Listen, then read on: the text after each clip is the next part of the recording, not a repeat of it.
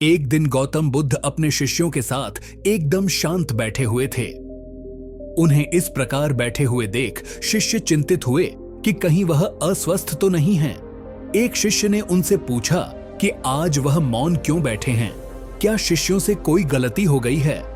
इसी बीच एक अन्य शिष्य ने पूछा कि क्या वह अस्वस्थ हैं, पर बुद्ध मौन रहे। तभी कुछ दूर खड़ा व्यक्ति जोर से चिल्लाया, आज मुझे सभा में बैठने की अनुमति क्यों नहीं दी गई है। बुद्ध आंखें बंद करके ध्यान मग्न हो गए। वह व्यक्ति फिर से चिल्लाया, मुझे प्रवेश की अनुमति क्यों नहीं मिली। इसी बीच एक उदार शिष्य ने उसका पक्ष लेते हुए कहा कि उसे सभा में आने की अनुमति प्रदान की जाए। बुद्ध ने आंखें खोलीं और बोले, नहीं, वह अछूत है, उसे आज्ञा नहीं दी जा सकती। यह सुनकर शिष्यों को बड़ा आश्चर्य हुआ। बुद्ध उनके मन का भाव समझ गए और बोले, हां, वह अछूत है। इस पर कई शिष्य बोले, हमारे आश्रम में जात पात का कोई भेद ही नहीं, फिर वह अछूत कैसे हो गया। तब बुद्ध ने समझाया, आज वह क्रोधित होकर आया है।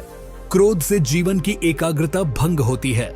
क्रोधी व्यक्ति प्रायः मानसिक हिंसा कर बैठता है, इसलिए जब तक वह क्रोध में रहता है तब तक अछूत होता है।